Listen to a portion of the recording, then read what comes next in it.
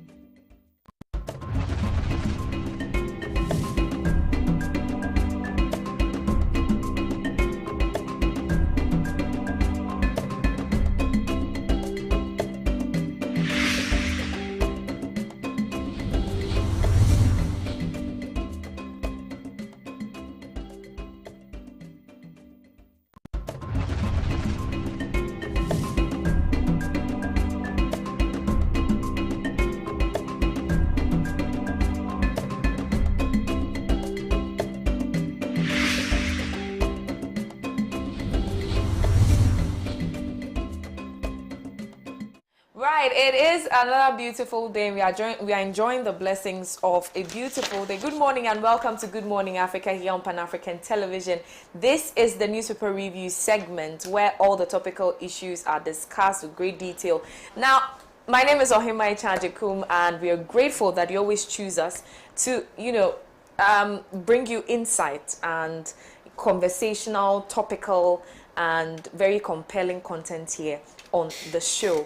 Once again, you are welcome, and it's Tuesday, so you know what time it is. It's the all women affair, and I'm here with my formidable, insightful, fun-loving women. I'm going to introduce them shortly, but to you as well, you can be a part of the conversation by sending in your thoughts, your submissions and comments on 0559 919 802, 0559 919 802. Welcome once again to the show.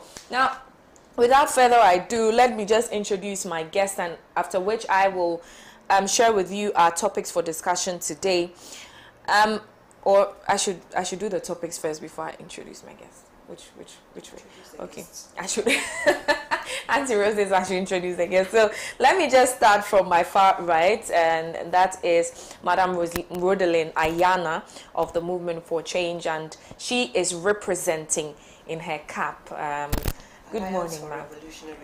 Alliance for Revolutionary Change, and she's representing in her cap. Good morning, Auntie Rose. Good morning. It's good to see you. I know, yeah, I know you're not feeling too well, but yes, thank you for coming. And also, Hajia, good morning. Good morning. It's good to see you. Good to see you and, too. And Hajia represents the CPP, Absolutely. and she's always here whenever we call her. Thank you, Hajia, for coming. Thank you. And to Professor, Prof. Good morning, Prof. Today, my producer was like, "Oh, doctor is." I was like, "Who is doctor?" It's Prof. And he's like, "No, Dr. Ben, yeah, Mensa." I was like, "Hey, she's not a professor." So she's a professor. She's a professor. And good morning, Prof. How are you doing? Good morning. How are you? I'm doing well. Thank you. Good to see you. Likewise. Good morning to my lovely aunties and sisters. Yeah. Good morning, Prof. Right. Good morning. Thank you so much. So let's just go straight to our topics for discussion. This morning, we'll be talking about happenings in Mozambique. Following what we discussed yesterday, there has been development, and it is that police fire tear gas at opposition leader. Also, we'll be talking about Supreme Court ruling binding on Parliament. Legal experts tell NDC caucus. And we'll be looking at the cedi. The cedi, it has been ranked 4th weakest in sub-Saharan Africa, according to the World Bank.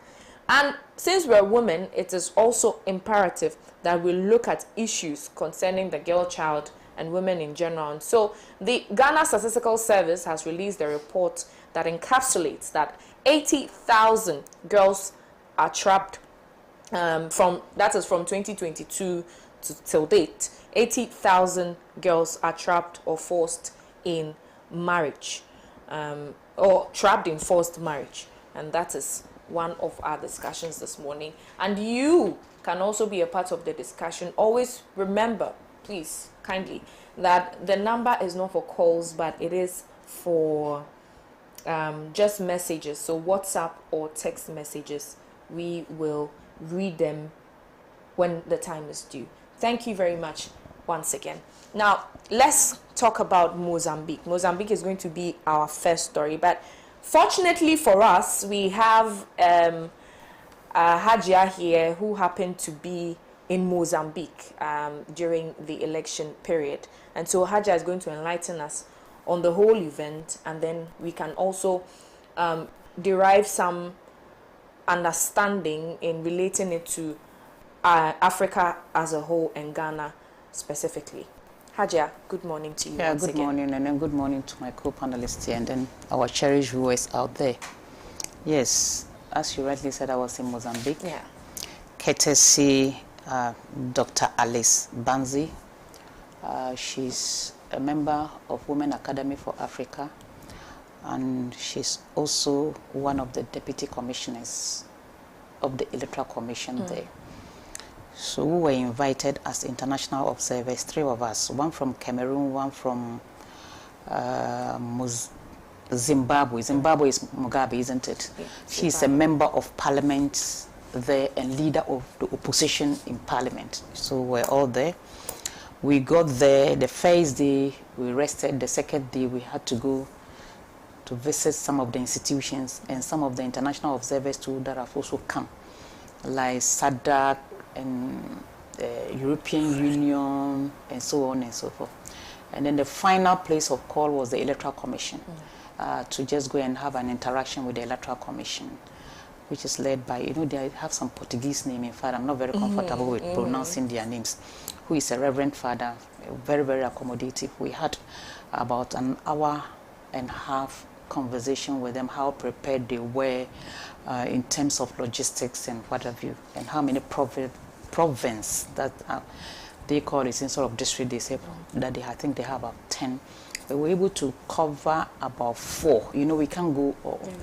So the election day was, I think, a Wednesday.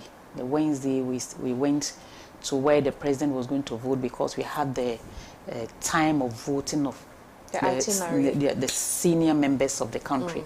So we went to where the president voted first.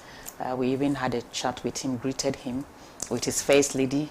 The next point of call was where the Speaker of Parliament, who is a female, came to vote. We spoke with the Electoral Commissioner, how their feeling of how things were going. Where we went to about 6 to 7 polling stations within Maputo itself, after which we went to the outskirts. Then later in the evening, we came to the Women's Situation Room to have a conversation, maybe to give a report on our observation of the polls. You wouldn't know who is who there.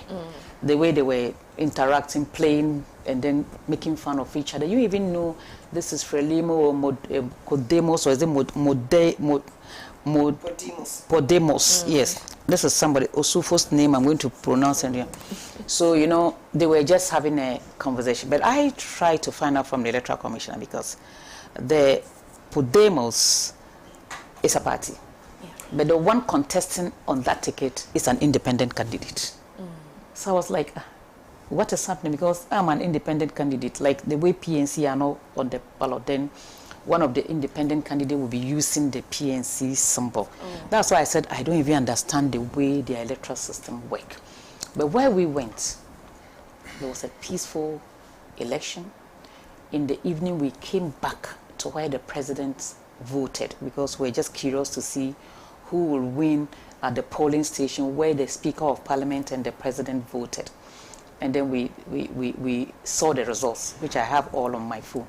But one thing I've seen is that the transparency in which they count the votes, because before they will count the votes in the ballot box, they will count the votes that have not been used, and then cancel them on the spot, so that nobody can go and use it. They cancel it, they crisscross like this on the spot, count it, and then they will write.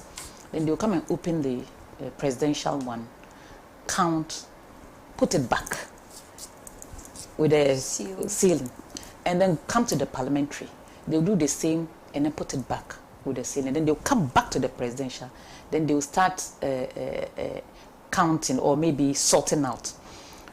The electoral officer will pick the first ballot and then show it to everybody. This is for Chapo or Podemos or what have you. Then they will write on the floor, maybe Auntie Rodalin's name here, my name, and then Prof's, and then. So as soon as they pick the list and they mention it to the whole people, and then one person will take it around like this. It's a kind of it's time consuming. That's what I see. Unlike ours, we'll sort everything up and then put this here fast. No, they don't do that. They have to announce the serial number, blah, blah, blah, blah, goes to this person. That's laborious. You see, so that's what they were doing. And then, when they finish that, when they get to 5, when you have 5, you want 1, 2, 3, 4. Then the 5th one, they will cross it on the board. They did it in classrooms. So, and their polling stations, you can see about 5 polling stations at the same place. So you see a very long queue. Yes, because some of the villages that we went, but I'm surprised because women came out to vote. Most of the women came out to vote. So in the evening, we went to where the president voted. The Frelimo guy won there. But the second room, after sorting out, they said they were on break around in the night. So we couldn't wait. So the next morning, we came round to continue our monitoring. But international observers, we close midday after lunch. And then the SADC, AU, all congregated in one place to have a press conference to tell the good people of Mozambique what they saw. And they saw the elections to be free and fair. But one group refused to join the press conference, which is the European Union. They said they have realized some irregularities and they cannot be part of the and then they insisted that the EC should allow them to go into where the final coalition is. I said, who will go to America or go to Europe and do that? It's because of the way we do our things. That's why other people can just come and say, I even want to go and see how you sleep. You understand? So it is incumbent on us as Africans to be able to be transparent and do our things in a way that nobody can come and interfere. I remember in 2019, we went for the UK elections. From the CPP, we were invited. I was there with Kabila, General Mosquito, and one person from the NDC.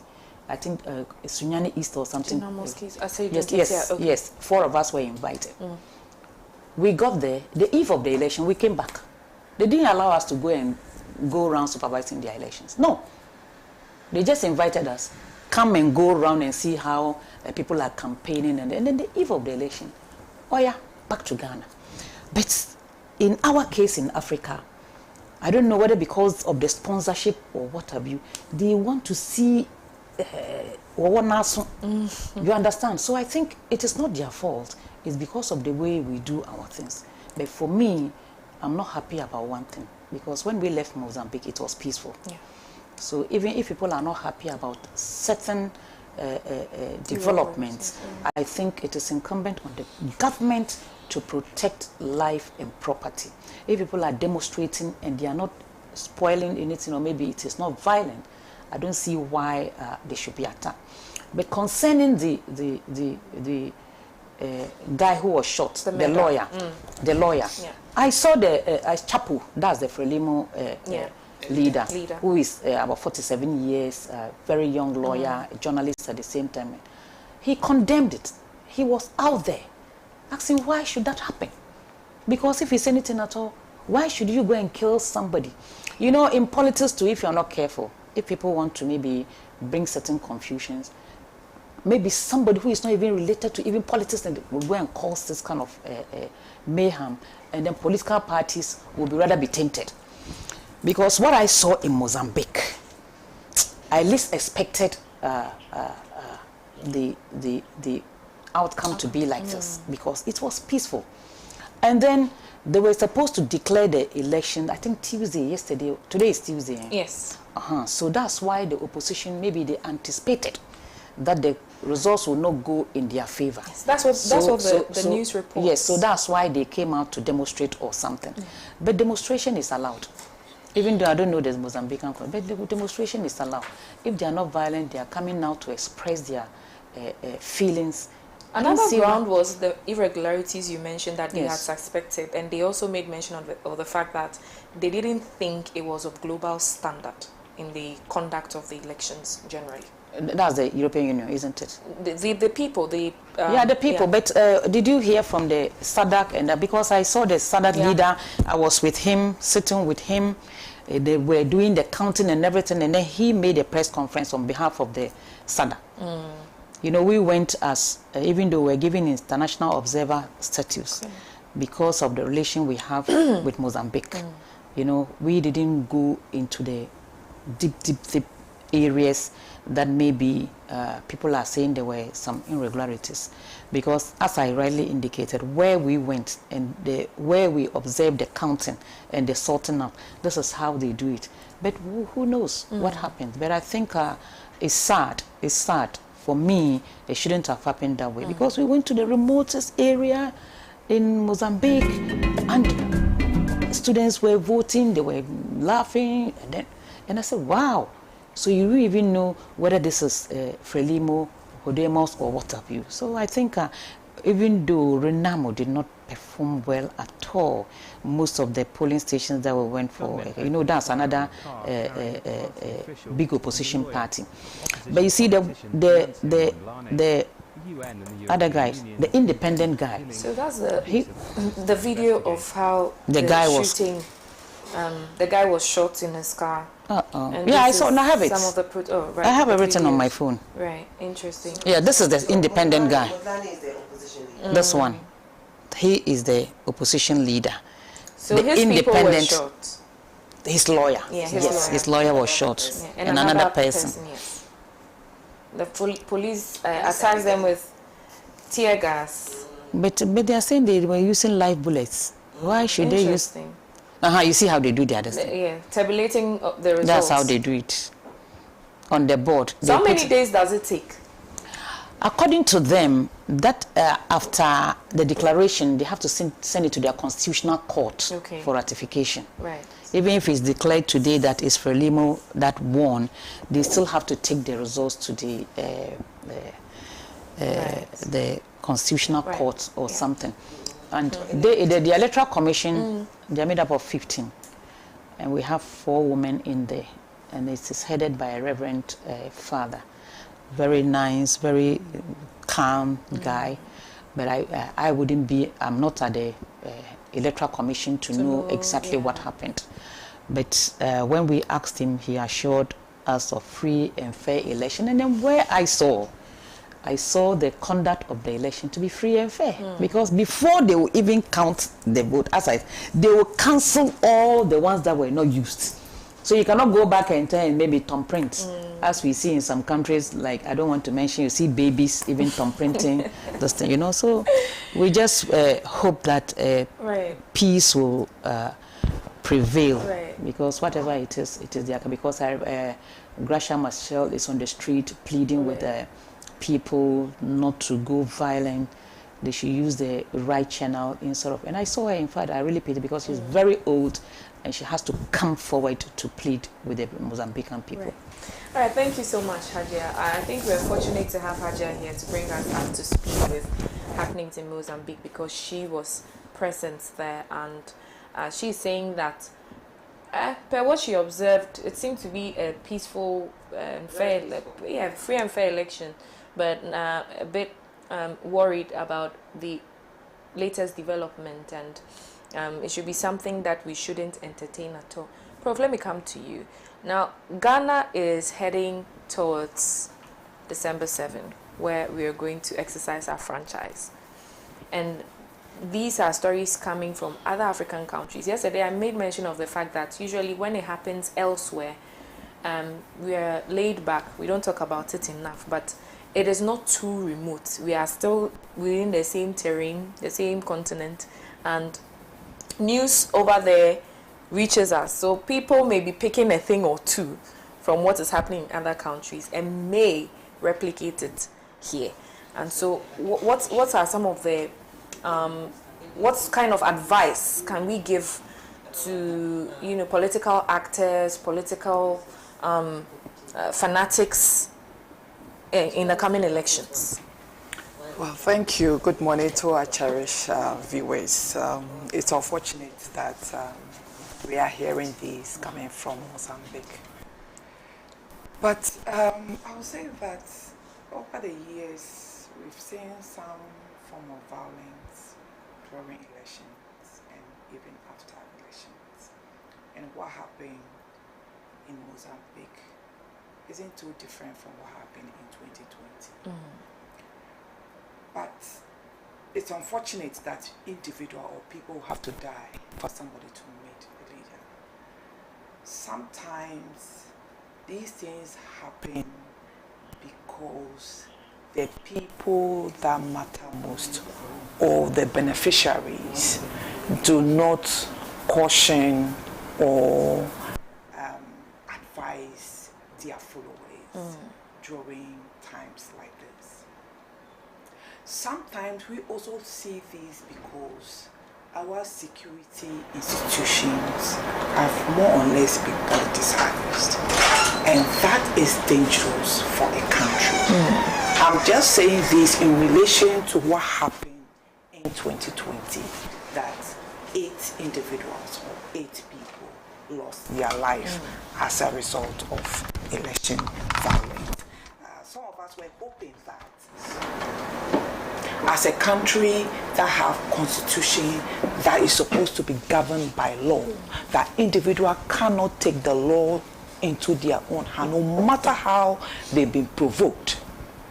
There will be some investigation and some individuals brought to book if they are found culpable.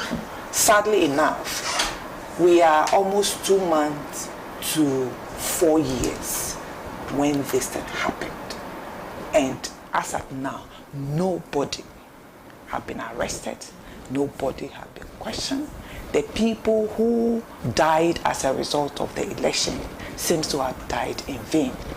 I was so surprised when I heard one leader in NPP saying that if hooligans were shot or were killed, what was wrong with that? As if the people who died in 2020 were hooligans. What people always forget that no position is permanent. No matter how long you remain there, there will be a day that you have to give way. And what we should know that crime has no deadline. When you commit a crime today, and you think that because your party is in power, and so you will get away with it, you may be deceiving yourself. There will be a day that you will have to account for whatever you have committed. And so what happened in Mozambique is unfortunate. I will condemn it, and any well-meaning Ghanaian would condemn that. That elections are not an avenue that people should avenge or people should cause mayhem. We are just going to elect our leader. We are going to choose the one that we think should lead the country. It should not be a time that people would want to use some form of force to intimidate individuals. And that's what happened in 2020 election. For this particular election, I will say that when law enforcement agencies fail to carry out their mandate, it serves as a very bad precedent. Now for us in NDC, we are saying that what happened in 2020, we would not sit down for it to happen today. And that is why it's very important that every political party and the leader of every political party needs to send some signal to their members that there is already high tension high tension in the country. And so we should all conduct ourselves in a manner that there will not be any mayhem in 2024 election. And that is why I am so sad that this morning we are increasing the tension in the country. And it's also as a result of the ruling of the Supreme Court. We should not take the peace we are enjoying in this country for granted. And we should not also think that what is happening in the neighboring countries that surround us cannot happen in Ghana. And that is why all of us need to be very, very careful with what we do, what we say, because there is a lot of tension. People have gone through stress for the past 8 years. People have been pushed to the wall. And when people's back are against the wall, there is no any other way than to push forward. Then it becomes chaos. And so I will say that what has happened in Mozambique is very unfortunate. We do not pray that such things happen in any election, especially when we are just about 1.5 months away from 47 days. Exactly, to our election. If there is anybody out there who might have been given maybe some money, in times like this, you have young men building their muscles by lifting weights to build muscle to fighting individual. Hey, they should know that power is transcends. It is not a permanent position. It is not a possession. It is just a matter of time. Everyone that may misbehave in 2024 election, because probably they've been paid to do that, because some people are saying that they will never hand over power today, they will never hand over power tomorrow. The will of the people will prevail, and nobody, no gun, no army, nobody can prevent the will of the people come 2024. And so I will say that we should all be careful, because power is not permanent. Thank you very much, Professor. I will be reading a few messages before Auntie Ro comes in, and on Facebook we're live, reminding you of that, and on YouTube as well. You can get interactive with us on all our socials, and the number has been displayed on the screen. Please send a text message or a WhatsApp message to add your voices to this conversation. Now, DJ Opaidimo Felix. Okay, DJ says that from Kumasi Swami. Thank you very much, DJ. All the politicians of NDC should stop making noise because a country called Ghana doesn't belong to them. Greetings to Dr. Baumia Odenehu Kweku ACHIAA, Honorable Maxwell Fosubu Ache Swami, and Elvis Osemen Sadapa. Okay. Thank you, DJ. This one too is coming from Musa Abatwa. I urge new majority group to stay resolute in carrying out their duty as required by law. The Supreme Court should avoid creating unnecessary perception of bias in its decisions on political matters. The people of SAL have been without representation for 4 years, yet the Supreme Court quickly rules on cases involving government interests, creating an imbalance that erodes trust in our justice system delivery. My regards to Julius, Deborah, and Gabriel Aga. All right, let me take this last one from Seydou John Paul. Seydou John Paul is, an ardent viewer of the show. Says, good morning, beautiful OHEMAA AGYEKUM. Thank you. Our democracy under this government is at a serious threat and in shambles. As we speak now, as early as 6 o'clock a.m., the military had already arrived in Parliament, evaded Parliament, okay? The President Nana Akufo-Addo should be mindful and be cautious of any actions he will ask the military to take. Ghanaians will not forgive the President if anything happens. Seydou John Paul, right, we hear you. Thank you so much for your submissions. Now, we are going to go into that. That will be our next topic for discussion, but I would like Auntie Rhoda Ayana to add her voice to the issue or happenings in Mozambique. Auntie Ro. Okay. Good morning to all our viewers. Sorry I have to wear this because I have a terrible cold and a cough. So I'd like to say good morning to Mr. Alan Chamating, the incoming President of the Republic of Ghana, come January 7th, 2025. I'd also want to take this opportunity to thank all our supporters in the Ashanti region who came out in their numbers, even though the sun was really hot. Mothers had babies on their backs. People really walked the 6 kilometers without showing any sweat. I would also want to say thank you also to the Youth Army, the Yellow Army, for the wonderful job they did, and to Mr. Adoye, Operations Director, for making sure that everything went peacefully. Mozambique. When we come to Mozambique, I'm not surprised at what has happened. This is a country that has been ruled by one political party for close to 49 years or so, since they got independence from the Portuguese. So one would know that in such countries, opposition is always clamped at. It is something that nobody would want to be part of. And in Africa, it has become almost like people get into government and they don't want, or leadership, and they don't want to go. If you look at Paul Biya, he's been there for 42 years. Nguema Mbiang, he's been there for 45 years. Look at Sassou Nguesso, 40 years. And you look at even Yoweri Museveni of Uganda, he's been there almost 38 years and still counting.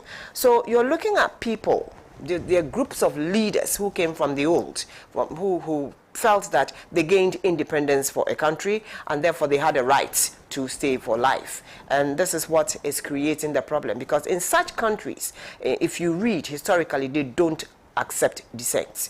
That is how they are. It's almost like a dictatorship. And therefore it is difficult for oppositions to rise up. So when things become very difficult, definitely the opposition then becomes very strong and they become very loud, and people are not able to understand why they should give up government. This is something that we must, as a country, Ghana, learn from. And especially when a document has come out like AGYEKUM, which within its contents tries to make it look like a country should belong to a particular group of people, and therefore whatever it takes, there must be a continuity of that governance in this country. Ghana happens to be a democratic state, and because of that we hold our elections every 4 years. That entitles and gives the Ghanaian population an opportunity to choose who they want, and therefore no one has the power within him or herself to want to impose anybody on Ghanaians. Ghanaians will make their own choices. Ghanaians will go to the polls, and we expect that the police will be professional. The army has no business in our elections. The army is not supposed to be involved in our elections. I'm even surprised to hear that the army is at the Parliament House. Once they enter Parliament House, we should declare a coup. We should say that that's a coup. You understand? Anyway, that's another topic. But what I'm saying is that you realize that the police were the ones who were hurling out the tear gas at the opposition leader. We are beginning to see semblance of the police not being professional in this country. Whenever opposition is doing something which is wrong, we have to nip it in the bud and let the police understand that they are there for the people and not for the government, as it is. And therefore, I think that Mozambique is going through a crisis situation of wanting to find themselves, because they believe that Frelimo has been there for too long and probably doesn't want anybody else to come in. You understand? I mean, let's look at Tanzania. Nyerere left quietly, went back to his village. Tanzania is progressing. Once the old order gives way to the new order, then the country progresses. But here's a situation where the old order wants to still be there, even when things are not going well. It's a form of entitlement. It becomes autocratic. You understand? So my appeal to African leaders this morning is that whoever is watching us from across Africa, this is a time for us to also give opportunity to other people. You cannot sit in government for 48 years, 38 years, 42 years, and you can see that your country is not progressing, yet you want to be there. So, hey, I'm sorry for what happened. my condolences to the opposition party in Mozambique, and I wish the opposition leader well, and I hope that as Ghanaians we will not allow anyone to entrench him or herself or a particular political party for 38 years or 34 years or 32 years, as we have heard. Right, very well received from Madam Roslyn Ayana. Thank you so much. We've got some comments also coming through. This one's coming from Ken William. He says, good morning, host. Tell NDC to be proactive to prosecute their cases at the international courts like ICC, AU, EU, and ECOWAS courts, to call EC and Akufo-Addo to order for their human rights abuses, scandals, and political killings in Ejura, Techiman, Boko, Ayawaso, and other parts of the country. Okay. This one also says that from Mystic Wonder. Mystic says that from Eduajuri, says it's ridiculous. It's ridiculous, preposterous, and gibberish for the MPP to be running away from their own precedent and shadow. The judiciary must stop dancing to the tune and caprices of Nanado, because the table will surely come January 2025. Okay, I'm not sure where the table is coming from, but maybe he meant to say it will turn to someone else. All right. Now, what is good for the goose is equally good for the gander, and that is some of the messages coming through this morning. You can keep sending your messages on the numbers displayed on the screen, and we're going to read them. Let me take this last one. It says, good morning, OHEMAA and your panelists. I'm Kojo Ibrahim from Tamale. We are looking forward to reclaiming our majority, NDC, in Parliament. Speaking of which, our next topic is... But before that, yes, please. Say something about the Mozambican election. You know, apart from the presidential, they vote for the party when it comes to parliamentary. Okay. Not the individual like ours here. Right. They vote for the party. And then before the elections, the party has a list. So even the one who have the highest vote, the presidential, he's treated like, let me say, a prime minister.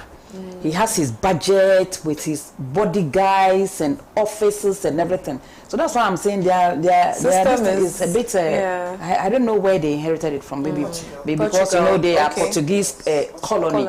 I don't know whether that's how the Portuguese parliament or presidential system is. Because when I was asking, he said the previous one, that's Renamo. You know, he was the one who had the highest vote the last election. And then he is giving all these privileges. And then, as I said, there is a party list that they make. And then if the parliament is 100, depending on the number of parliamentary distance that they win in the province, that's how maybe Frelimo will get this, Renamo will get this, and the other parties too will get this. But in this case, the independent candidate, because he has no party, you see the danger, because he has no party. If he were to be having a party, he could have also gotten the place maybe to even be a parliament. I think the last time he was a councillor or something. And his father was Frelimo, and then later on he went to Renamo. Because he didn't get the opportunity to lead, and he decided to go to independent. That's why I saw a problem with the Renamo, because I think the guy is old. Should have given this young man the opportunity to, even though he is older than the Frelimo guy. Frelimo is 47 and he is 50. You understand? So Antiroda, you see, even though it's the party that kept long, but the human being is 47 years. You see, he's 47 years. Yeah. That's what. So you see, the issue is that even this guy who is for Frelimo, he was there even born before the independent. He was born after independent. But I'm sure if things were to be going on well, this resentment wouldn't have come from, especially most of the people. So I think they should just look within and then try to solve their problem. Right, absolutely. So we've heard from our panelists concerning what's happening in Mozambique, and because that's what the parliament is, how they vote for the parties. So our next subject for discussion has to do with happenings here in Ghana, and from last week leading to this very day, it has been one story after the other. And we are hearing now that the Supreme Court's ruling is binding on Parliament according to legal experts. Now, everybody, I mean, most people, I can't speak for everyone, have been anticipating this very day.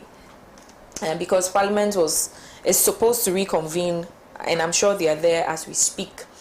And we are looking forward to see what or hear from the Speaker of Parliament concerning this very subject matter.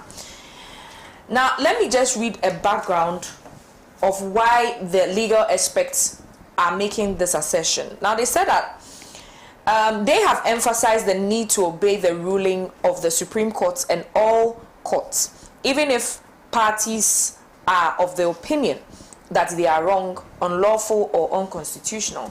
Such a position, they said, was the foundation of the legal system, which was meant to prevent the country from descending into chaos and anarchy. They have, therefore, called the National Democratic Congress caucus in Parliament to change its stance and rather take steps to set aside the ruling by the Supreme Court that put on hold the Speaker of Parliament's decision to inform Parliament of vacant seats upon request. Now, the lawyers who spoke in an interview said they are in the persons of Samson Ladi and two constitutional law lecturers of the University of Professional Studies, Accra, Justice Abdullah and Albert Kwashiga. While some criticized the decision of the Supreme Court and others describing it as bad in law, the lawyers said it was a general principle of law that orders of the court, irrespective of their defects, were binding until they were set aside.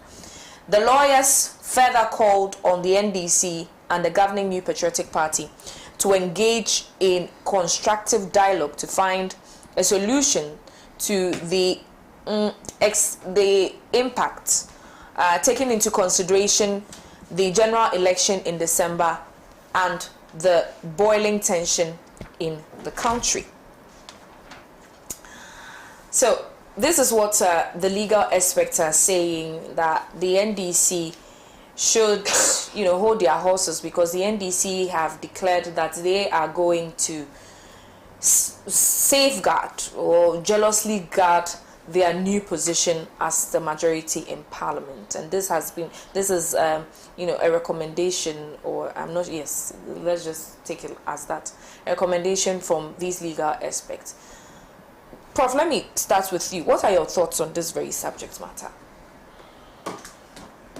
Well, I think the Constitution is very clear.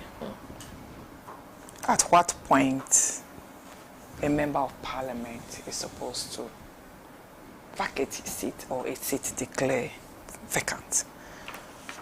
When you read the 1992 Constitution, Clause 97G, it says that a member of Parliament shall vacate his seat in Parliament. G, if he leaves the party of which he was a member at the time of his election to Parliament to join another party or seek to remain in Parliament as an independent member, or if he was elected a member of Parliament as an independent candidate and joined a political party. I mean, this is so clear. I'm just really wondering why we need to go to Supreme Court for an interpretation of this article. When you read NPP, their own manifesto, I saw constitution. the NPP logo, so I was wondering what it is.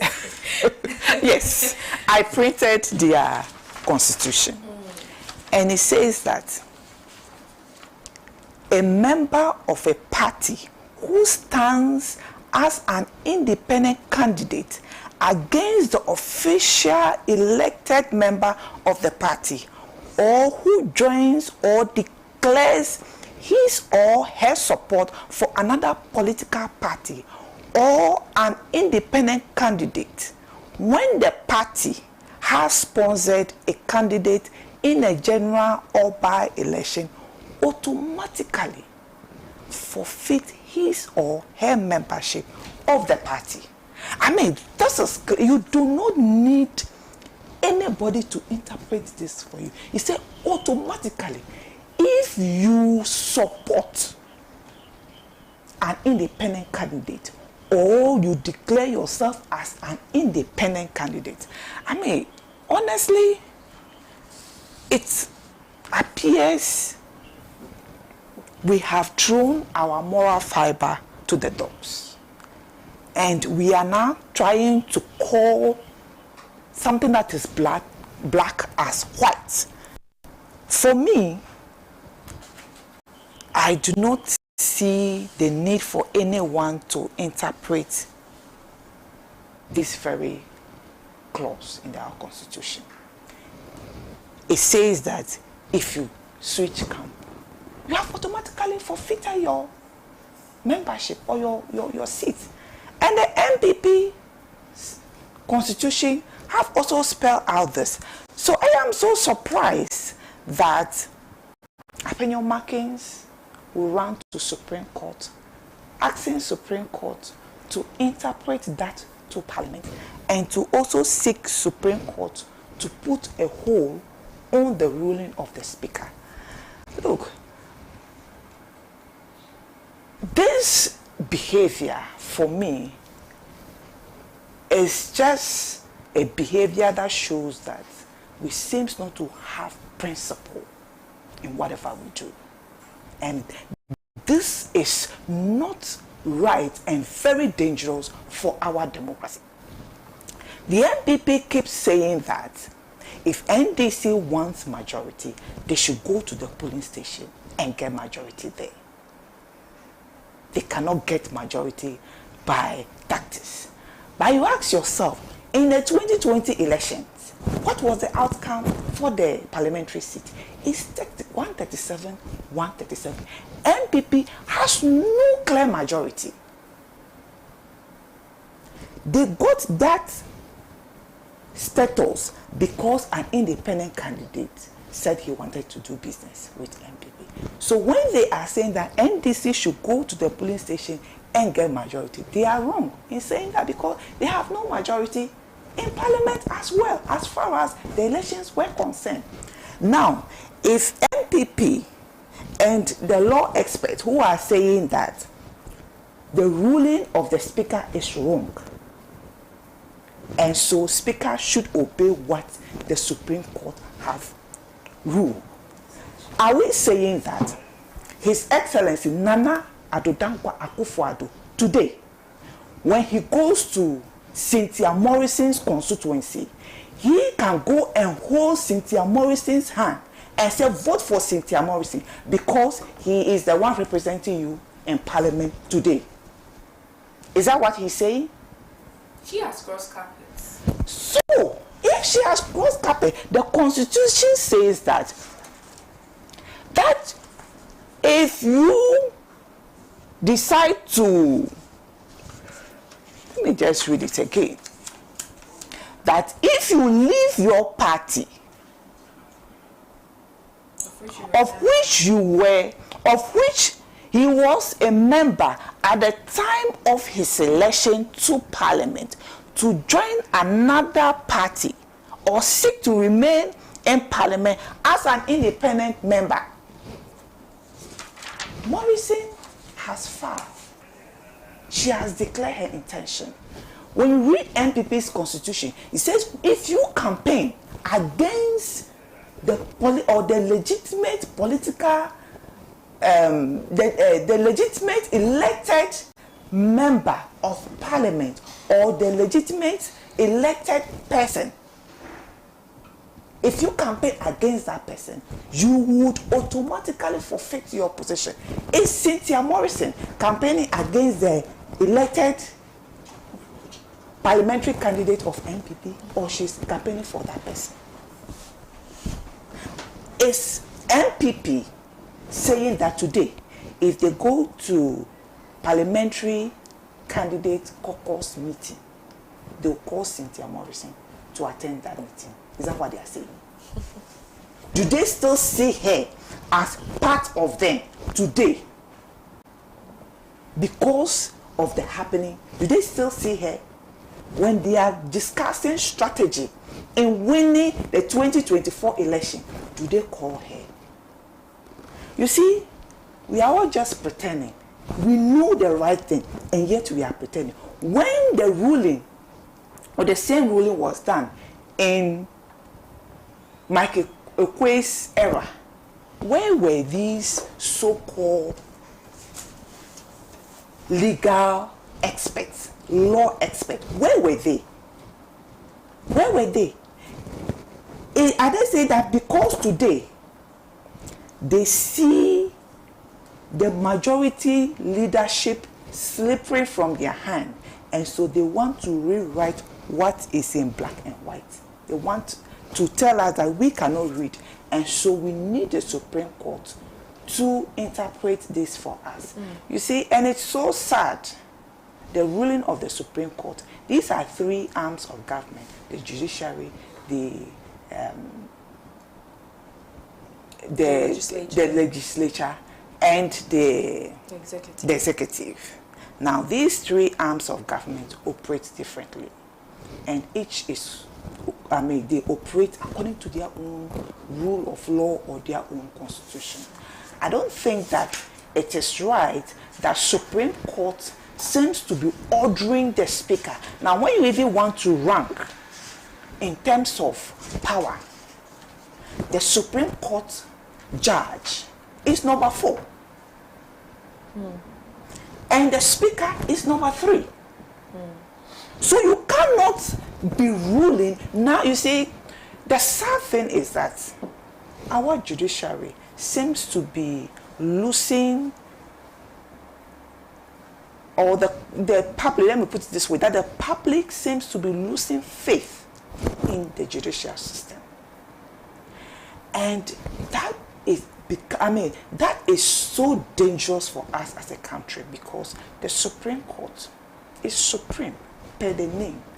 So if you think that you have a case and you go to a court, you do not get fair hearing, or you feel that you did not get justice, you run to the Supreme Court. And if the Supreme Court today is doing things that seems to weaken or reduce the trust of the public in them, then it becomes dangerous. It becomes dangerous because when people feel they will not get justice within our judicial system, they take the law into their own hand. And that is why it is very important that even at the Supreme Court or within the judicial system, you need to also listen to the public in making your judgment. Because look, yes, you may have all the wisdom in the world, but you are not the only person that have that wisdom. Just like we adults, you may think that you are an adult and so you know more than a child, but sometimes the child can make some, a proposal that when you look at it, you would realize that, oh, how come I was not thinking about this all this while? And so I think that the NPP should not allow themselves to be used to raise the tension that we already have in this country. I am so sad to hear that as of this morning, as early as 6 a.m., military have been deployed to Parliament. For me, if military is seen in Parliament, it's an indication of a coup. It should not be the case. Because it's like you have taken over spaces that you should not be seen. And this is wrong. And I believe that they are doing this because it happened in 2020. Nobody was questioned. Nobody was reprimanded. And so it has emboldened people to do more. And, sometimes people keep saying that this is just a rehearsal for the 2024 election. But look, if this country goes down, we are all going down with the country. I don't think that it is in the interest of anybody that we see confusion come 2024, December 7th.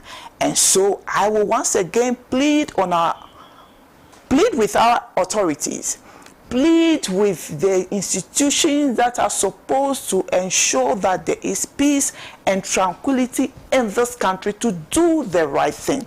We cannot say that during Michael Okwe's era, when he declared the seat vacant for the Fomina MP, it was right, and this time round, it is not right, because during that time it was in favor of NPP, so it was right. This time it goes against NPP, and so it is not right. The law is so clear, and if we are saying that this law is a futuristic law, then you ask yourself, what is the purpose of the law? Because come 2025, NPP would have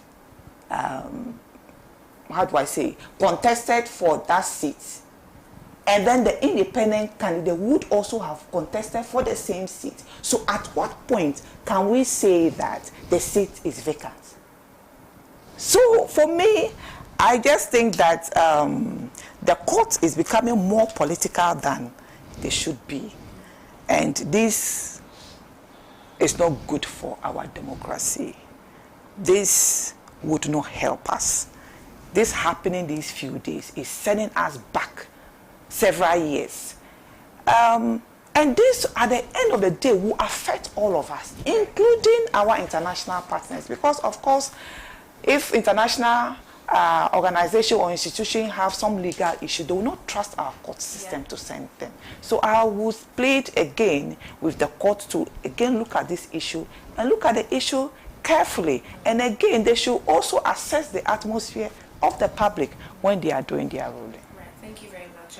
I mean, there's been some suggestions out there that the court should consider public opinion, but I think we'll go into that later on the show. But interestingly, we have feed from our parliamentary correspondent on what's happening in Parliament right now, and we have a video of Roxanne Dafiamekpo, who is, and as you can see, we have what's happening within the chamber, and also an interview of Roxanne Dafiamekpo, who is the MP for South Dai constituency.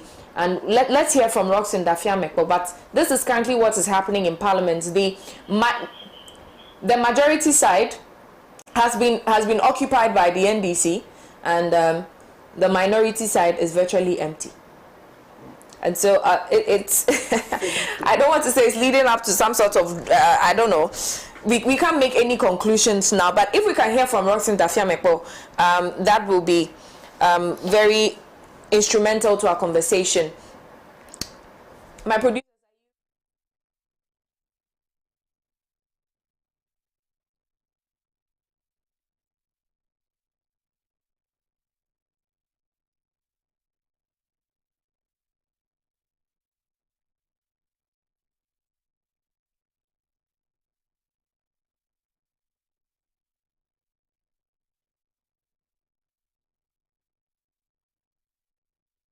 Really, what the stay granted by the Supreme Court is that I don't know who is to stay what. And so when we get to the chamber, I'm sure it's a bridge that will cross when we get there. Honorable, both caucus are currently seated on the right side. Yes. That is where the majority normally stays. Yes, I am aware. Would this not cause tension in the House, in your opinion?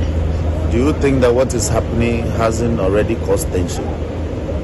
Where clearly what the governing party benefited from in 2020. I mean, we should be principled if we want to talk about governance. If the governing party hadn't done this before, then of course we could be thinking differently on the matter. But they deployed the same strategies in 2020. Got a different speaker to pronounce and got Andrew Mwakwesiama out of the house. I insist, if a CMA had not left the House upon the directive of the Speaker in November 7, 2020, then of course we could be saying different things. But a CMA obeyed the Speaker and left. He never stepped foot in Parliament until the life of the 7th Parliament came to an end, midnight, 6th January 2021. And so if we are asking the same enforcement to be engaged and the judiciary now waiting and wasting in a very nebulous manner, we don't know what is to be stated. Is the embassy proposal and the Speaker going to act in contempt of the court if you defy the state of execution? Yes, so it is a remedy available to the people who went to court, so they can cite the Speaker in contempt. You understand? It's also provided under the Constitution. So this whole talk about Parliament disobeying the Supreme Court is neither here nor there. Court orders are disobeyed all the time in this country. People go to court to get an injunction in respect of restraining a person from entering a land. The person goes ahead to build on the land. So I am saying that the remedy available to any person who has gone to court and claims that he has obtained a certain order, the order has been disregarded, the remedy is in contempt proceedings. So they should proceed in contempt against Parliament. And let's see.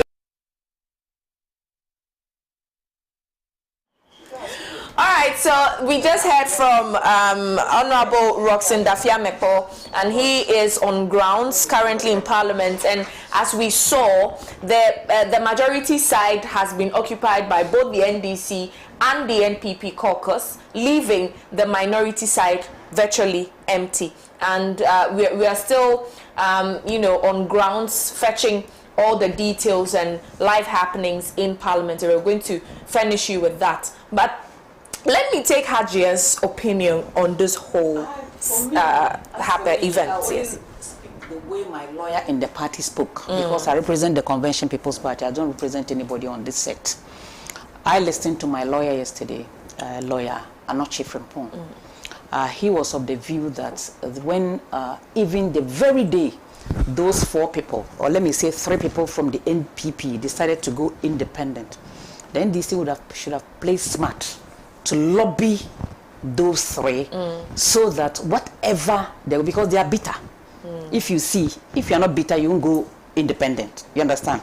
So since they are bitter, the NDC should have played smart to work with them behind the scenes so that whatever the NDC will decide, they will support them. You understand? But you know politics of this country. For me, it's a sad happening. It's very, very sad. When it started, I was like, why? Why do we even get to this kind of thing? Because for me, Prof says something that the so-called experts, I would have wished that she didn't use the so-called, because even some of the NPP and NDC people are of the view that the NDC should respect the Supreme Court's ruling, including the constitutional lawyer, ACHIAA. So ACHIAA has writings that even the Supreme Court uses. Dominic ACHIAA from Bolga East. So if things happen like this, let's take a deep, sober reflection and find solutions. Because I think the way the NDC and NPP are behaving, they are putting some kind of fear in the Ghanaian public. So for me, come December 7th, those 2 parties shouldn't be considered. Because they've taken this country like it is theirs. And nobody. But which is bad. You know, it is very, very bad. So if electorate are listening to me, don't let's just take whole NDC, MPP into the parliament of the next parliament. Let's have some balance in there. And then you see, we find ourselves in a very tight corner because of the way parliament is being run in this country. Even if you are CPP or Afran-Franton and then you win a seat, you either sit with the majority or minority, which is wrong. Which is wrong. Our party suffered that way because when Samia was the only member of parliament, she was sitting with the then opposition MPP. But there are instances where she voted in favor of the majority because she said where she sees that the interest of Ghana is, that is where she's going to vote. But when the elections came, And then the NDC were moving heaven on this side to remove her. I spoke to some senior members of. They said, "Oh, as for politics, you are either for or against. If you are in the middle, you'll be kicked." It shouldn't be. You see, it shouldn't be, because we are treading on dangerous grounds in this country. Really, I'm not happy about what is happening. Majority or minority, will that stop the pollution of our water bodies? Will that put food on our table? It should be serious. Let me tell you, see, I saw some local person yesterday, they were interviewing. I say, me, what I'll get to take care of my people is my interest, not a majority, or majority and minority are there, and still we have challenges in this country. So it shouldn't be like it's war. Because I read certain this thing in one of the caucuses.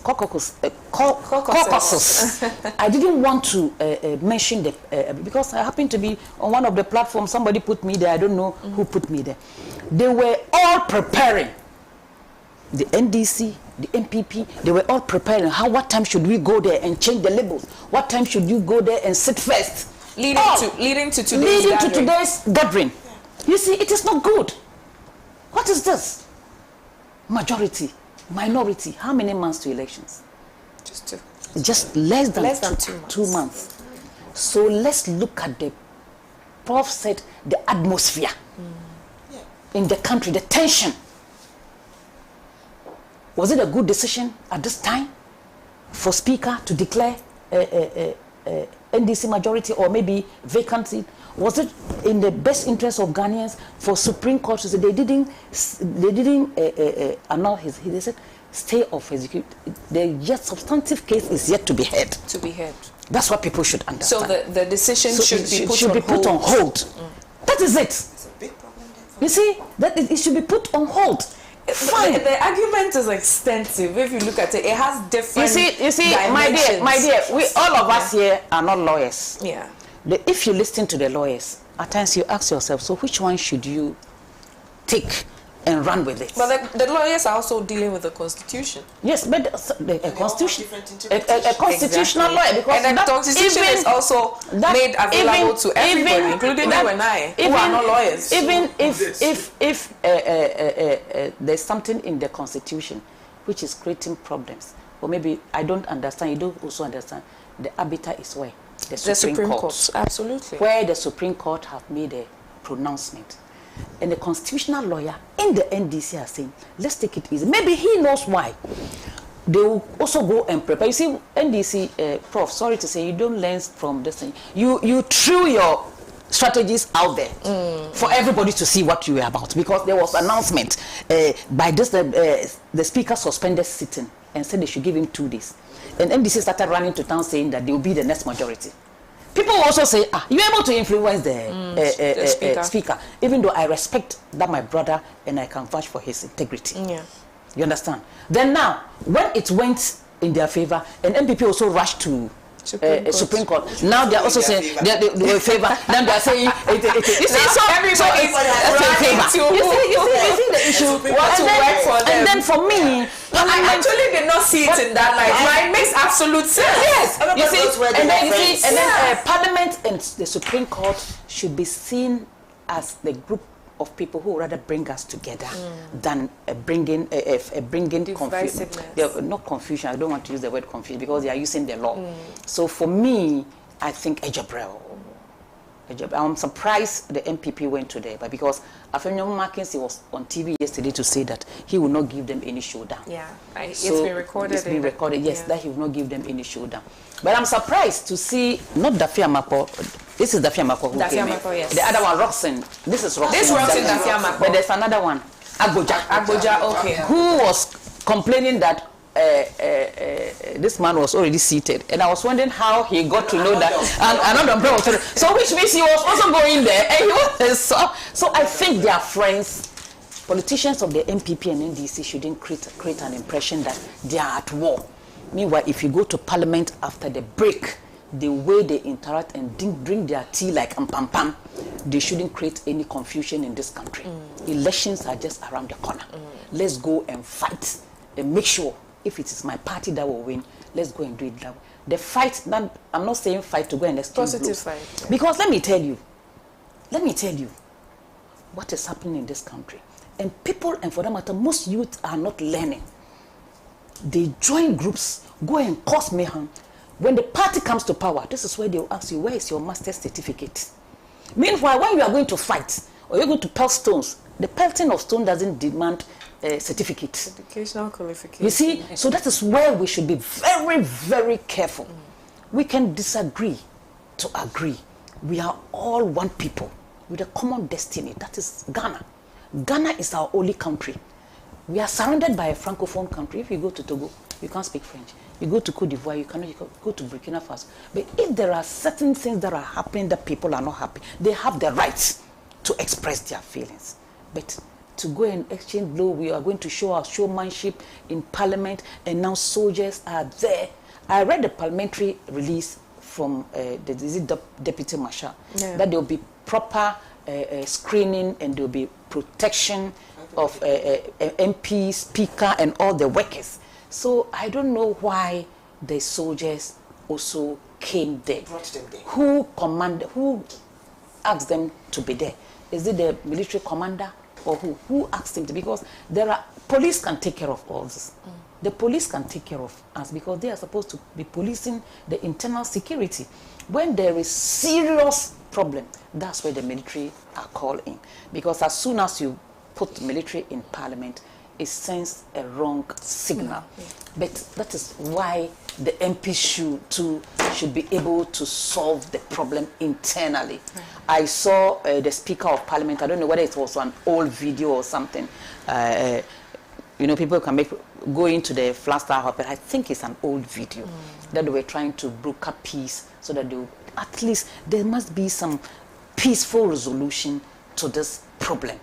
After all, 47 days. And now MPs are supposed to be in their constituency to be campaigning. Then you give us, so we have to up our game. While they are in the Parliament are fighting, let's go to the constituencies and tell them, you see what the people are doing, this is what they are bringing, they are fighting. In fact, so if they are smart enough, they will stop this and go back to the proper sitting. They will sit, they will take a break and go, because most of them want to retain their seats. But if they are not careful, the footage we are seeing, if there's some violence, some constituents will say this man or this woman cannot represent us. Take my word. So it's a free counsel, free advice to especially the sitting MPs. They shouldn't put this country into any wrong gear. Right. Thank you very much, AGYEKUM. Well said. I will engage Auntie Rhoda. But this one is to you, AGYEKUM. Welcome back, AGYEKUM, and thanks for forwarding lawyer Anoche's lovely ideas regarding the vacant seats. Always, how did the PNC case go yesterday? Okay, Bernard lost the case, which is sad to me. Very unfortunate. Okay, so this one is also saying that the current administration is trying to feed a python with the carcass of a mamba and act as bold as it is reckless. Their behavior is the epitome of inconsistency, swaying like a pendulum with no clear direction. If they manage to push this through, they'll be the very ones leading a crusade against it in the near future. It's a paradox. They seem all too comfortable with championing today what they'll denounce tomorrow. Okay. Let me take a few more. Abbas is saying that Ghana needs to resist the oppressor's rule as quickly as possible, and that's what is loading. Evil has taken grip of our country, and our country is in tears, screaming to be freed. And she will surely be freed no matter what damages and their manipulation. Ghana needs to be rescued and reset. Now, finally, Al Hassan is saying that what role is the NPP members? How are they in their party dresses at the presence in Parliament to do? Al Hassan, please, I'll plead with you to put your submission together again and forward it. I'll make sure to read that for you. Thank you very much. Now, let me engage Auntie Rodlin on what her view is on this subject matter. Supreme Court ruling on this matter. First and foremost, there's a precedence. Yeah. For me, I'm not a lawyer, so I wouldn't want to go legal. I'm just going to go with my common sense. If there's a precedence, it means that it has happened before and you allowed it. So what's so different about what is happening now? That is my problem. Now, when it comes to taking the matter to the Supreme Court, running, as it were, to the Supreme Court, and then the Supreme Court also having, issuing out a stay of execution for them. Yes. You see, that also has a precedence. If you remember Domilevo, it took him 2 years to get justice. You understand? And it got to that time, he could not go back to his work. So you cannot trust the Supreme Court that has not read. You have not studied, and you are giving stay of execution. What is that? Someone has brought a problem to you. You just say, okay, stop, and give me an opportunity to read. What about the damages that you might be causing at that time? So I don't think that the Supreme Court should have done that. They should have allowed and rather told them, you go, we'll study it, and whatever it is will come back to you. That's my layman's thinking. Because at the end of the day, it's unfortunate, but I wish that the EC, if they have not called off or closed nominations for independent candidates, I would plead with the EC to open the portals. Yeah, the portal again. Why am I saying this? There were so many. There were about 30 members of parliament of the MPP who would have wished to go independent. But they were afraid of losing party membership, ex gratia, other things. And how did they make this known? Pardon? How did they make it known? No. That they wanted to go independent? No. That's what I'm saying, that for us, we know. Okay. We know But that they were important. No, that's what I'm saying. They about go independent and lose their exactly. So they decided that it was best to stay in, even though during the primaries they lost. These were people who lost during the primaries, and other people who are tired or who don't want to belong. You understand? These people were not able to file in to go independent because of this clause within the MPP constitution. If you go independent, you lose being a member of the MPP. Do you understand? Most political parties have it. So they decided to stay in. So I am saying, if Honorable Afenyo Markings is today saying it is okay for you to leave, to say you are going to be an independent candidate, and the party will then say, we have decided that you are no longer a member of this party, but you can still stay in there and represent us, then it will be good for the EC to open the portal again to give other people, maybe within the NDC or the MPP, an opportunity for them to also file as independent. That is my submission. That is my request to the EC. And maybe someone should also go to where? Supreme Courts to ask them to interpret. Right? The Supreme Court is becoming rather predictable, and it's very sad. When this case came up, I thought they were going to probably seat 7 people, so I said it would be 7-0. There's no need to think about it. It's going to be 7-0. And then it came out 5-0. I said, well, no difference. If anything comes, if they are 22, and the difference was 2, and the 2 came in and it was still 0. So, if you are outside the MPP today, but for 1 or 2 issues, or even to the extent that Honorable Kandapa had to say, he made a statement that Debia Mudimayana just say it becomes, at least it's not always that you should give to us. You understand? There was He said that. Yeah, there was a video going around, to that extent. And I'm saying, when you read also, then they sent out some of them. You see, people that are appointed by the president to the Supreme Court. Please, it doesn't mean. Let us feel the fact that you got it on merit. Excuse me, not because you are a member of the MPP or because the government of the day supports you or you're a friend of the president. Let us know that you have your own mind and you can think for yourself, and therefore whatever you say, nobody's going to come out and judge you differently. You understand? Yeah. But the way it is going, people are beginning to think like Supreme Court judges are always saying thank you. Thank you for bringing me here. Thank you for giving me this position. And therefore they are not able maybe to vote against anything that comes from the MPP, which is wrong, which I find very appalling.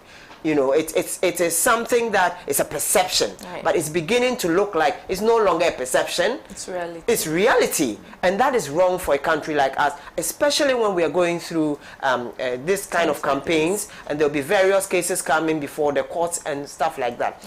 I think that ego is playing at this whole thing. Honorable Afenyo Markings means that I have to win. Honorable Bagbin, Speaker, also feels I have to win, and therefore we have this everybody wants to win situation. Everybody wants to show I have power, and that is hurting the Ghanaian. Like I just said, we are dabbling with so many things that are affecting this country: unemployment, poverty, and the likes of it. And all these things are affecting us, even when these two, the duopoly, NDC, MPP, who are fighting who should sit minority, who should sit majority, have been in power for 32 years. And Ghana is today at its knees. We are being ranked, our currency is being ranked as one of the... Your candidate was also with MPP for 80 years. Yes, my candidate left. When you have sense, that's why I said, don't make it look like you owe somebody. Even if you leave the last day, it means that you didn't want it. No, even if you leave the last day, it means that you didn't want it. Honorable Chiramating saw it and said, give me an opportunity to go and change it. Let me make things better for Ghana. And nobody gave him that opportunity. You understand? He walked out, and now he's saying, give me that opportunity. I have a great transformational plan, not a manifesto. A manifesto is a promise. A plan is you see the problem and you give the solutions. And these are the things that we are saying. Let me finish, because at the end of the day, the media is what is hyping the duopoly. The media is always fishing out for the duopoly. You make news. Take the newspapers and tell me, this great work we had, how many newspapers would cover it? You understand? Because it is being put in the minds of certain media houses that it's supposed to be two parties.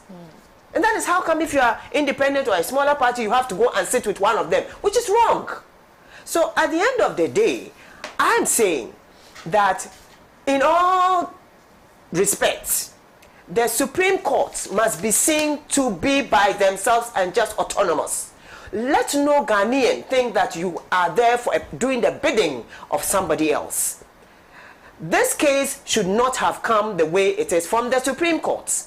Parliament has its own ways and means of solving their own problems. So you see, when that perception is there, then we hear, the moment we heard, oh, they are running to the Supreme Court, then we know that it's going to be this, 5-0. Why should it be so? Why couldn't the Supreme Court see beyond that and recognize the fact that the mood in the country, there's so much tension in this country. What is causing it? So if there is a precedence, why don't you tell them that there is a precedence? So you go and deal with it and let me look at it. Then come out with a finding. You understand? If they don't lose anything, they still sit in the chamber. But what is happening now is that Ghanaians must wake up. We must realize that if we are going to vote for either the NDC or the MPP, we are going to put this country into trouble because both want to win. Your best bet is for an independent candidate, and that is John Alan Chiramating, the butterfly. Right, thank you very much, Madam Roslyn Ayana. Yes, Haja. Something concerning this Supreme Court thing. You know, I think we've not tested the law ever since happenings like this occurred in this country. Because you mean the Supreme Court? The Supreme Court, yes, as even the happenings in Parliament. Because once upon a time, our own sister, Madam Hawa Ogidi, was an independent candidate. The next Parliament, she stood on MPP ticket. We didn't hear anything. Boniface was an independent candidate in Salaga. The next time he came on MPP ticket, Rashid Bawa, there are instances. So nobody has raised issue to go and test the law concerning that. Have you realized that? We even had a sitting vice president who was contesting on another ticket. So Ghana is an interesting country. So let's move forward. All right. The military has no business. So you see, if a dead destiny is somewhere and you want to wake it up, that's what happens. So let's let's proceed. Let me just make this statement. The military has no business being in Parliament. The military has no business. Let's not use the military. You see, of late we are using the military like just anybody. Yeah. You understand? The military is not supposed to be used by heart, like this government is using them. I saw a party, what do you call it? A presidential candidate with a soldier standing behind that presidential candidate as his bodyguard holding, and I almost wept. That is not what the military is supposed to be used for. The police is supposed to be doing that work. What is happening in this country? Right. Very interesting one, and I think that our viewers also have a lot to say. So these messages coming through, quite a number of messages coming. I'll just take a few and we move on to our next topic, and unfortunately we are also hard pressed with time. But this one says that presence of military in Parliament is an attack on the Constitution of Ghana. We live in unsafe environment in Ghana now. Nana Addo, we beg you, if for nothing, save Ghana. From Hello Richard. He also continues to say that the live feed from Parliament shows the security of Parliament has been compromised. Entering time is 8 a.m. Frank Anodompre entered at dawn, and it's unconstitutional. Who saw him in there? But there are people who work there. Somebody also went there. There are people who work there. CCTV tells you. And I'm even to parliamentary hazard. Have been given to somebody, has been leaked. Yeah, they are parliamentary hazard.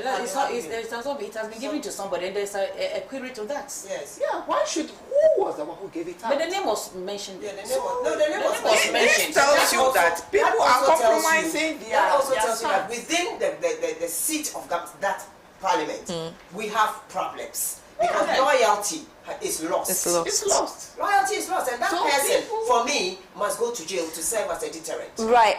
Well punished. Yeah, he says that there is an intervention in Parliament by party sympathizers in Parliament. That is Ghana for you, and making the NPP. I saw some parliamentarians dancing at the floor. Fake politicians ensued the NPP today.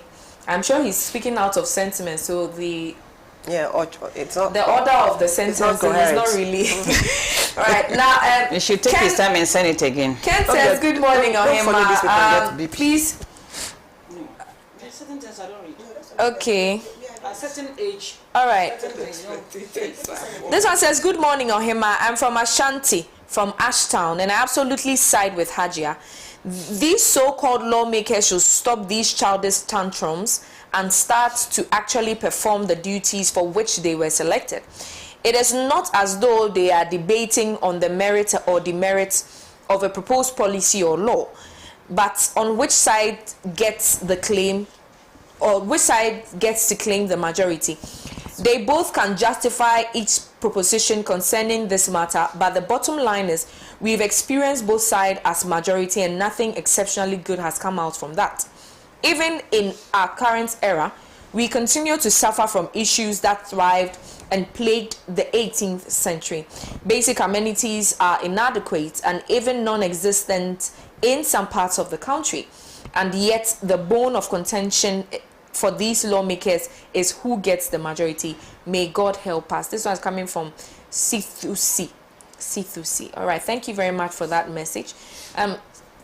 Because maybe because the president is the commander of the chief justice, commander-in-chief of the armed forces, that's why the soldiers listen to his command. So that's, I'm sure, a reaction to the question who asked the military to be on Parliament. All over the world. It doesn't say that military should be seen everywhere. All right, so this one says the NPP is just eating what they planted. Lawlessness everywhere by the NPP. Reporting time is 8. Why is Frank there at dawn? Okay. You should be sitting there. Again from Bolga. Good morning, OHEMAA, and my ideal mom, AGYEKUM. You look beautiful.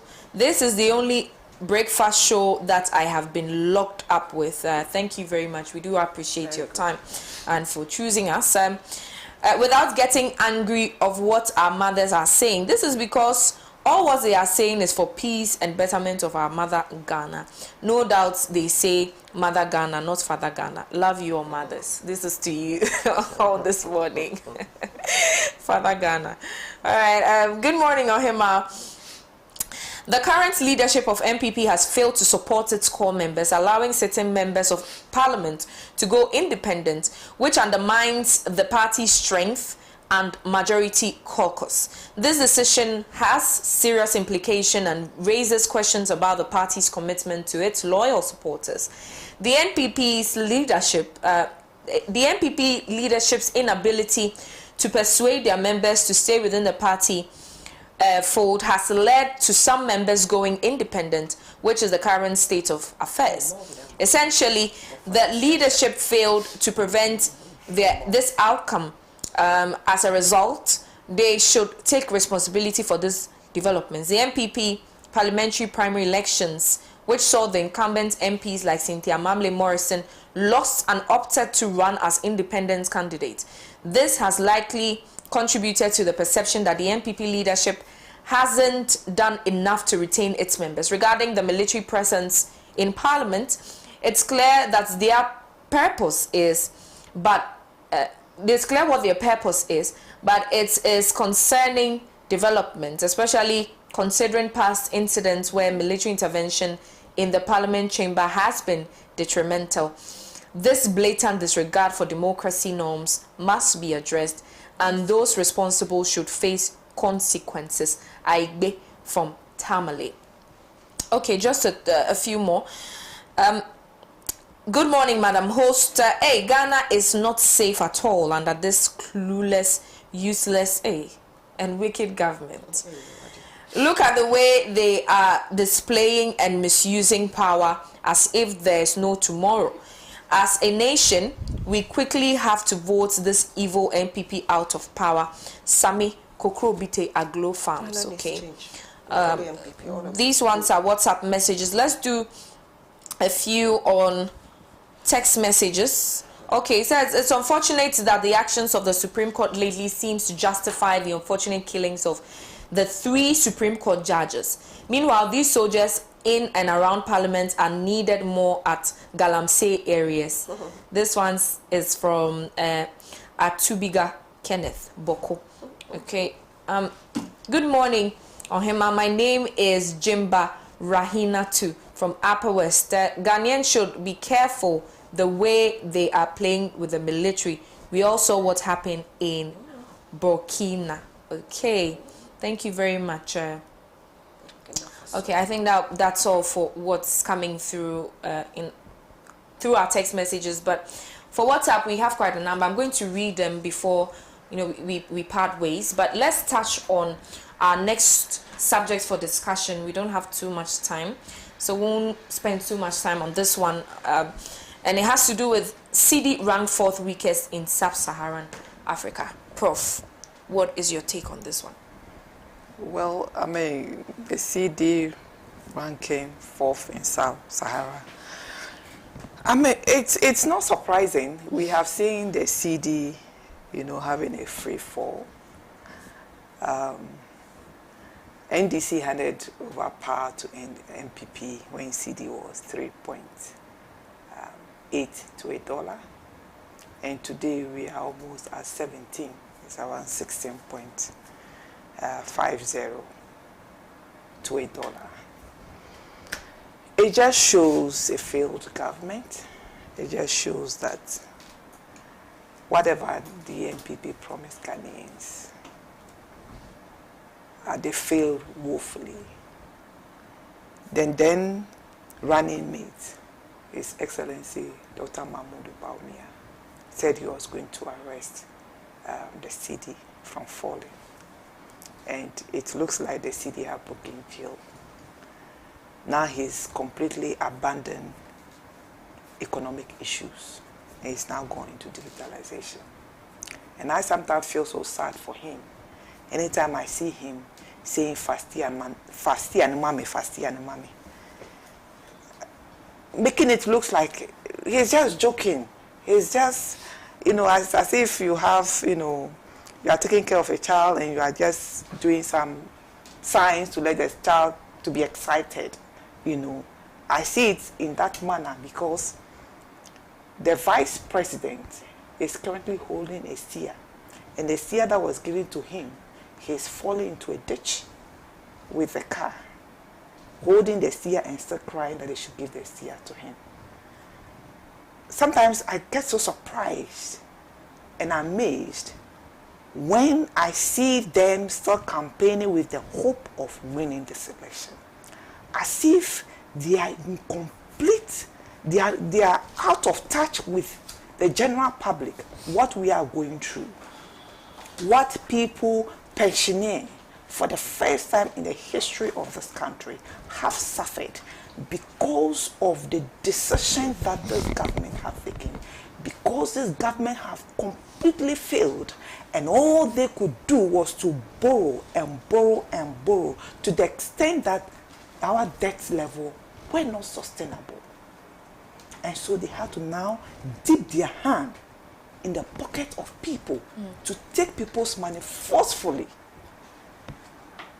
And so if the city was falling or the city is weak today, it's enough debate for His Excellency Mahmoud Bawumia that he has failed completely as vice president, because his mandate was to help formulate policies to make sure that our economic fortune becomes stable and better.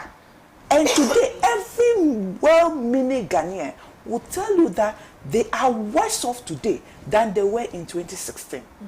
Except maybe people like Cecilia Dapa, who could afford to keep over $1 million in her bedroom. Other than that, myself and you, I think today we are worse off.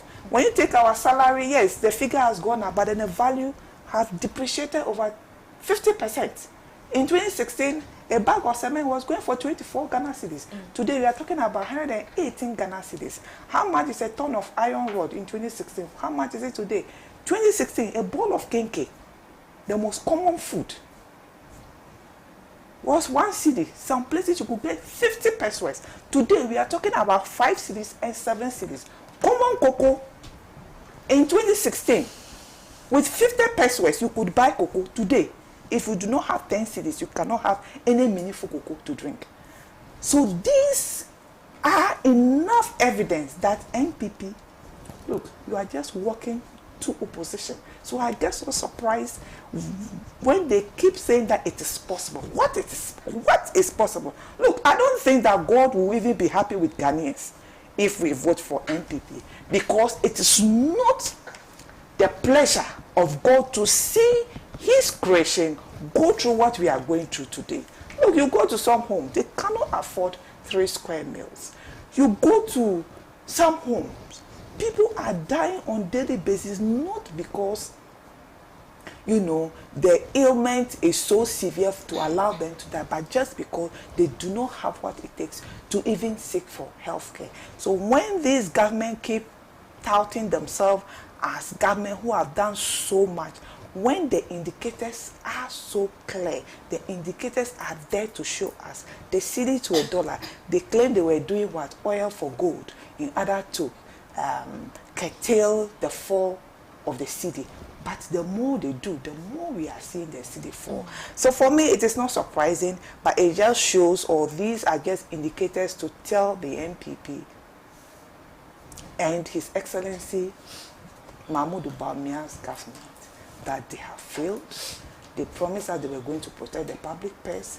The purse has been stolen.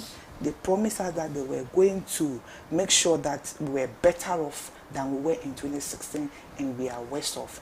They promised us so many things, but today it's failed. Sadly, and I always say that this government will go in history as the government that we have seen the worst form of environmental degradation. What we are seeing today in Parliament, I would have wished that the military would rather go and protect our water body, protect our forest, Sadly, when the issue of galamsey, there was an outcry, general outcry of galamsey. You know, the military went there, did some showmanship for a day or two. We are told that the galamseyers are back on site.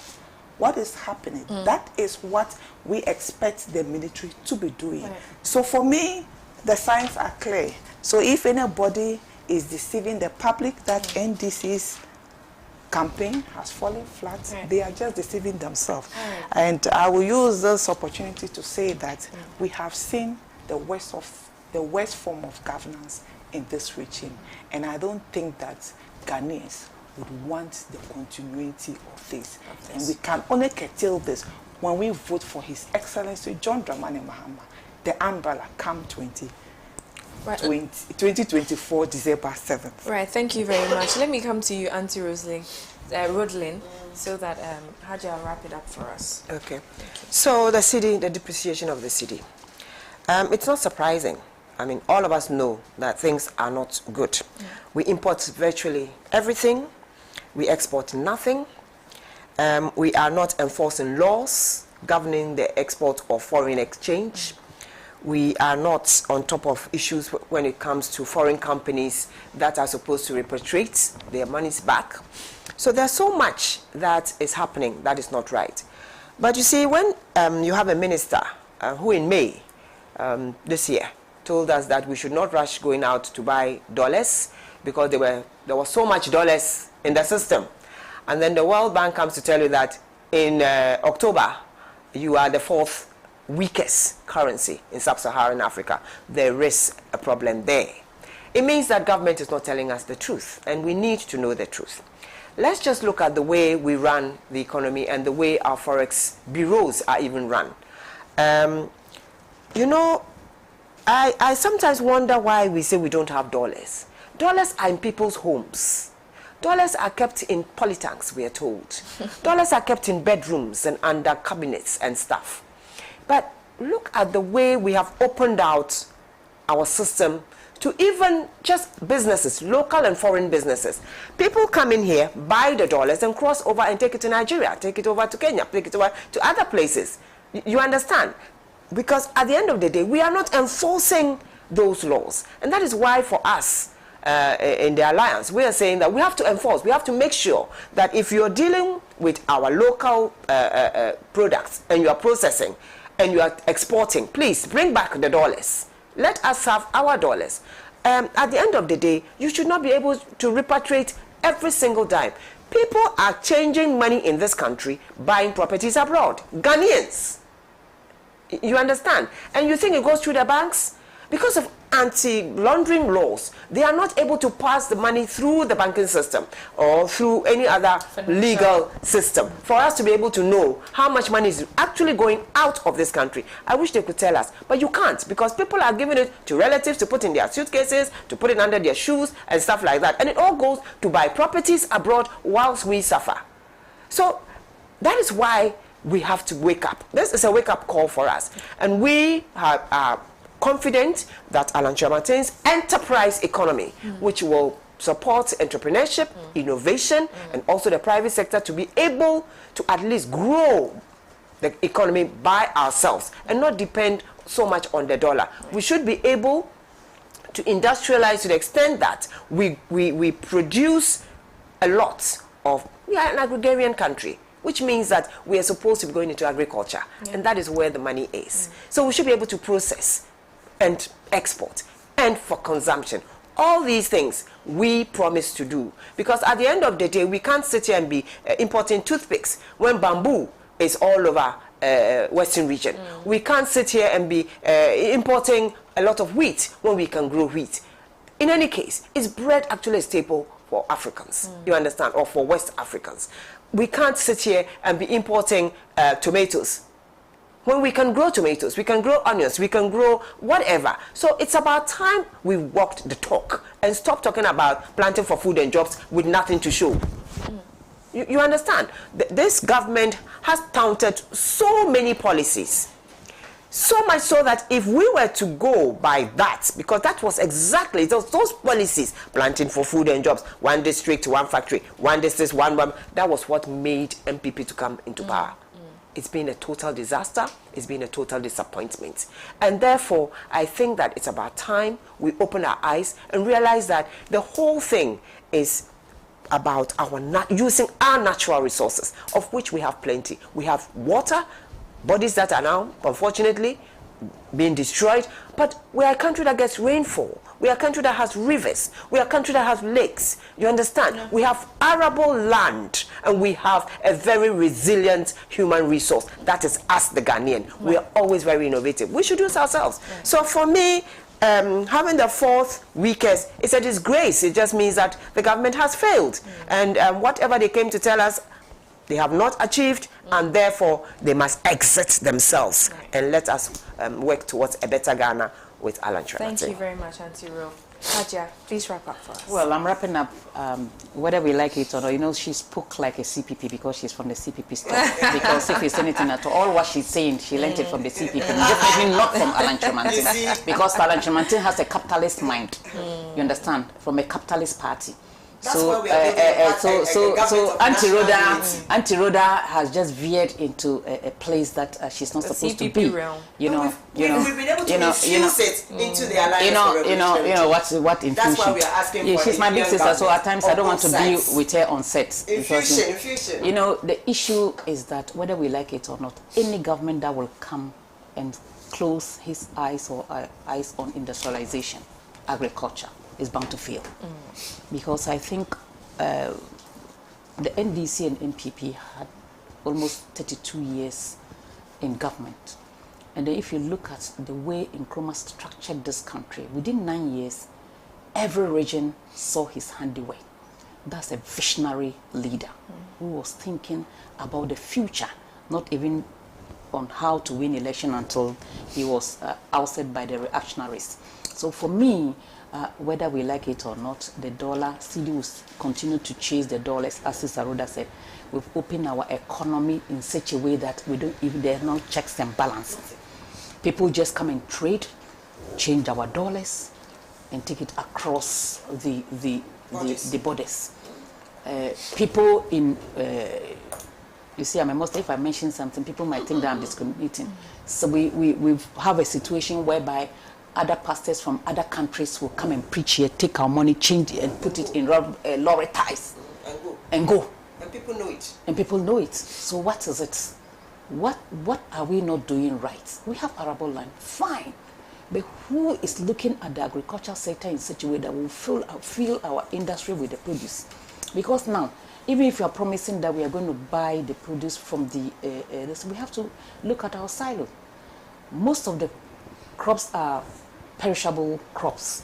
So what can we do to sustain the agricultural sector when even we buy the industrialization? Is it we add value to whatever we produce, then we can export, because we are importing virtually everything.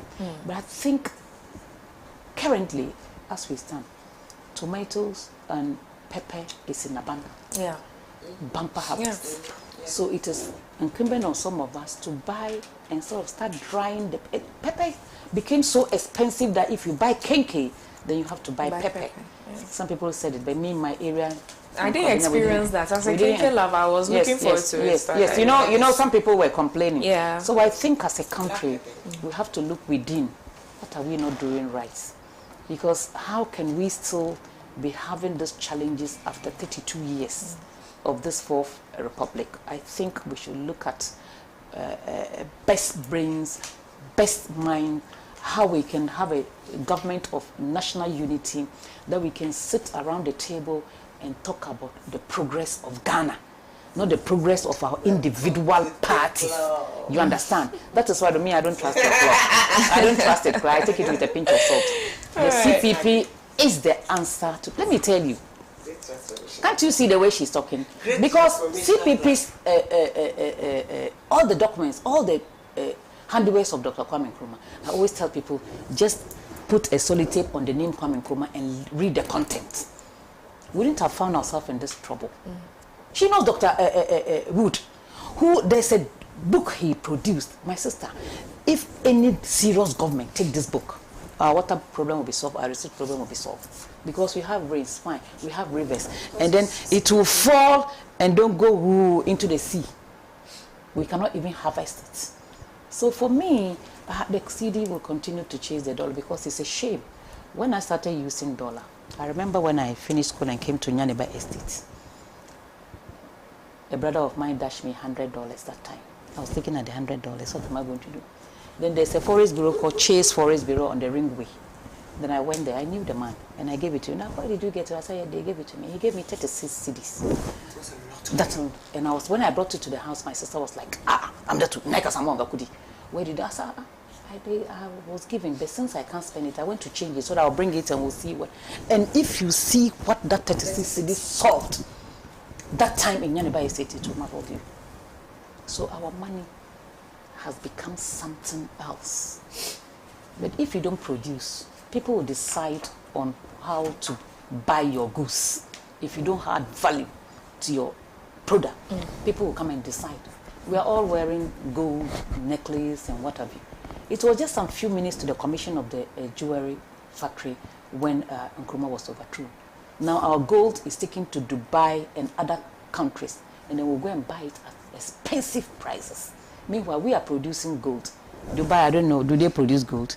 But look at the gold. If you when I went to Libya in 2000, there's a gold market. Yes, my sister, when you enter that shop, you can't get an end. Likewise, Kuwait, if you go there. So I think as Africans, we have to work together before maybe Burkina. Look at Burkina. I think they've joined the BRICS or something. Which one? Burkina Faso, Mali, and then they have applied to join. Yeah. So things are changing. We shouldn't be over-dependent on dollar. No. We shouldn't be over-dependent on dollars because we don't produce dollars. Our leaders. You know, some countries in Africa, Mozambique, I just came from Mozambique. You can't go to a shop and buy anything with dollar. You can't even change the money in the bank. There are forex bureaus that are designated to change the money there. When I went to the banks, 2-3 banks, they said no. They were directing me in a big shopping mall. So I thought maybe it is the next bank. I go there. So, and finally they showed me the bureau. I went and changed it with my passport and my boarding pass to change $100. But here, you go to any street, you can change dollar. If you enter any shop, you can pay with dollar and take the. Thank you, so thank you, ACHIAA. I want my sister to show my sister something. I don't want to see anything now. Great transformation. You see the great transformation. On our clusters, we have industrial transformation. That's industrialization. The new agricultural revolution. It is all there. All right, so I think we are going to have that discussion. We have decided that it's time for us all to team up together. To team up together. Right. So that we can go. So let me end it with you see, so Kwame Cry is inside this. Let's just take a few messages from our viewers and then we wrap it up on there. Now, ACHIAA, this one is for you. Okay, one to Prof Yaya Mensah says, keep it up. Always, Prof Yaya, very fantastic submission since you joined the show. I've been admiring. Please, ACHIAA, who owns the Nyaniba Estate? That's for you. Yeah, who owns the Nyaniba Estate? Individuals. Good morning, Prof Yaya, the people of Mafit Dokpo. Is that it? Mafit Dokpo. Okay. Mafit Dokpo are proud of you. We love you, Auntie. Okay, thank you very much. All right, thank you very much for. There's some misconception up there. They think Nyaniba Estate is for Kwame Nkrumah's mother. Oh. She has one single house. One is Nyaniba is just there. All right. It's Sat Labadi Estates. Thank you. Oh, this one interesting. Good morning, OHEMAA. What are the military doing in Parliament? Right, that's a question we keep asking.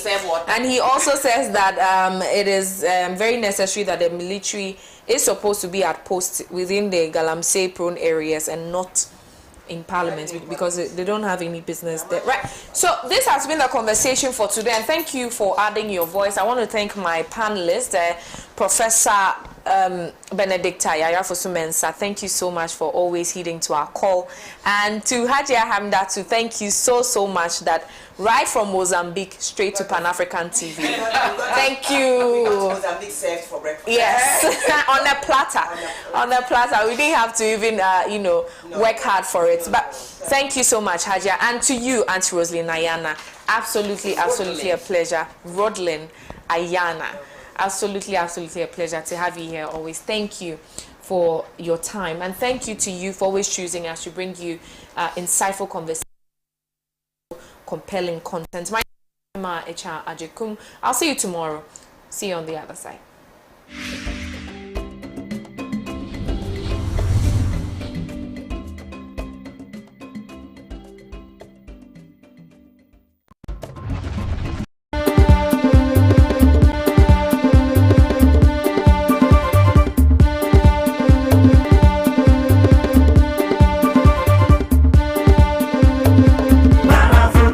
Truly African.